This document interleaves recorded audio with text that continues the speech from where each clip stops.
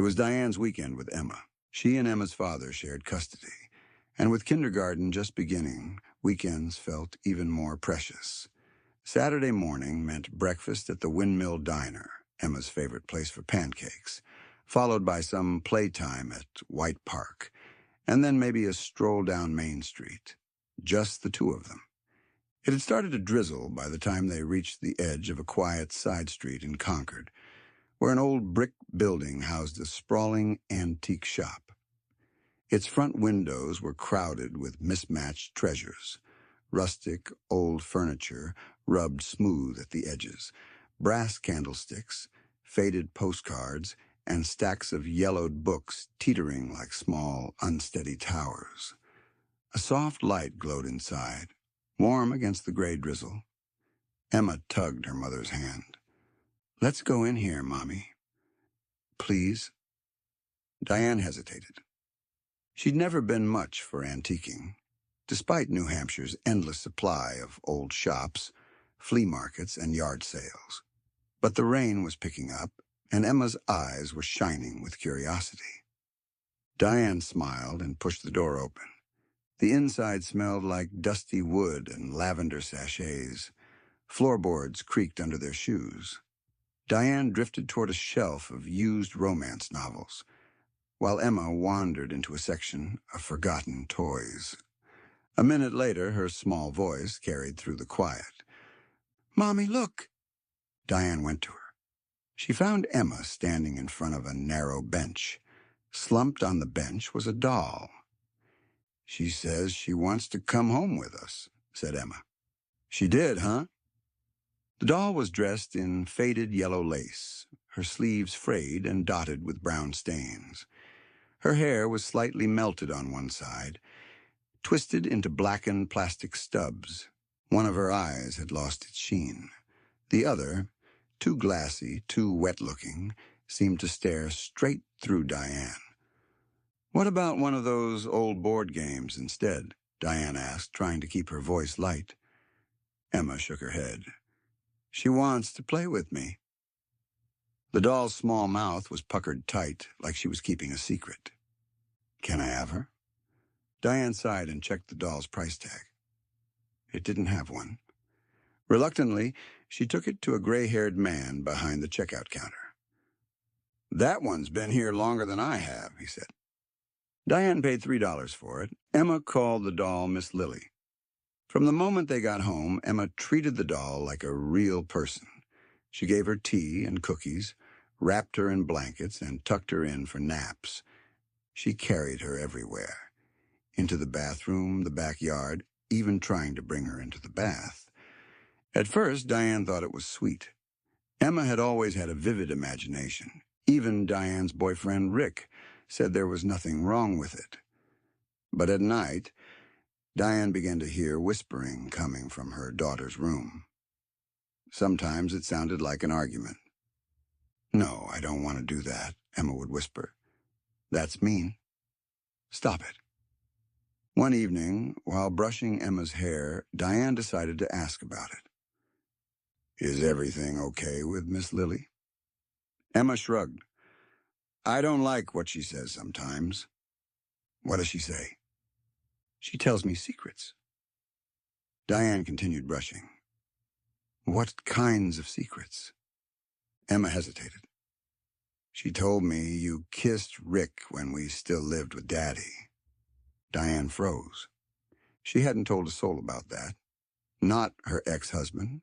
Certainly not their 5-year-old daughter. "Is it true?" asked Emma. "Of course not," Diane lied. "It's time for bed." By the end of the week, Diane couldn't shake the feeling that Miss Lily was quietly inserting herself into their lives. She'd find the doll alone in unusual places. The garage, the hallway by the front door, once even propped behind the window blinds like she'd been looking at the neighbors. Emma swore she'd left Miss Lily in her room, but then they'd find her halfway down the stairs, sitting crooked on a step. Rick nearly tripped on her one morning and snapped about the thing being a tripping hazard. Still, by the next evening, the doll would turn up somewhere new. It was a Sunday evening when they drove to Hooksett for dinner at Grandma's house. Emma clutched Miss Lily on the ride, her small arms wrapped tightly around the doll.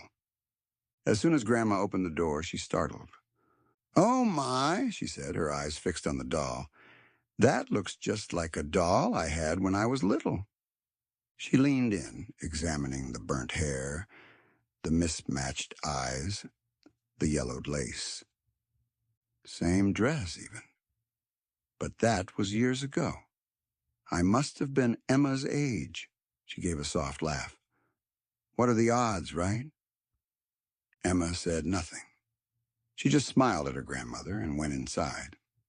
While Diane and her mother cooked dinner, Emma played in the living room, drawing pictures with her crayons. Miss Lily sat beside her, staring at the women in the kitchen. Later, over pasta and salad, Emma looked down at her plate and said, "Miss Lily's mad at Grandma." "Miss Lily?" said Grandma. "Emma's doll." Diane rolled her eyes.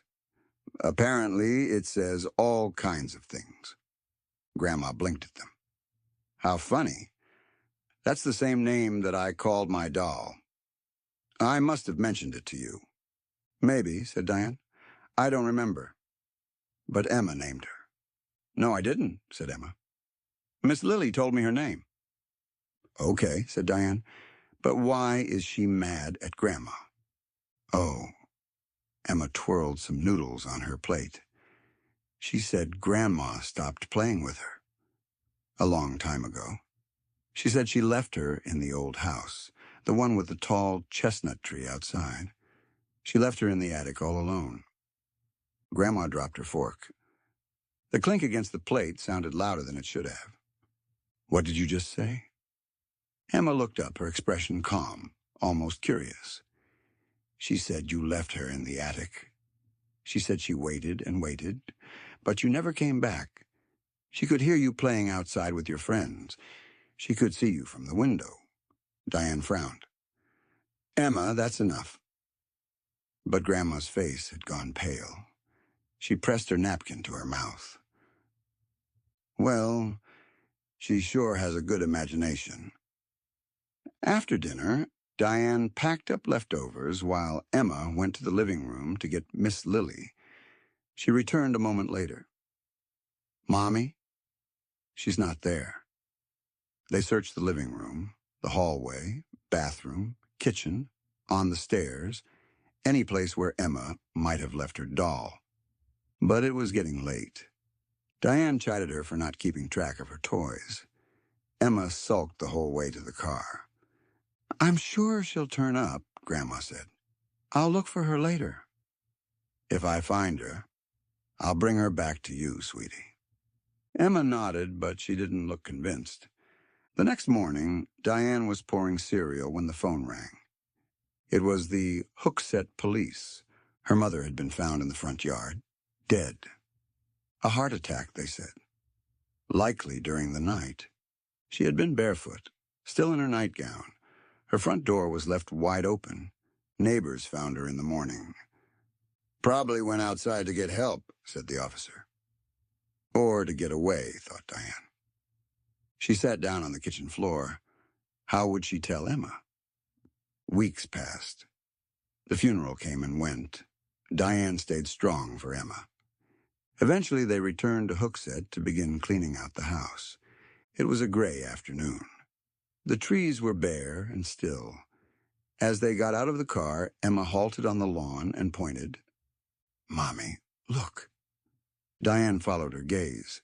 In the upstairs window, her mother's bedroom, stood Miss Lily, upright, watching, one glass eye catching the light, the other eye pitch black and full of darkness.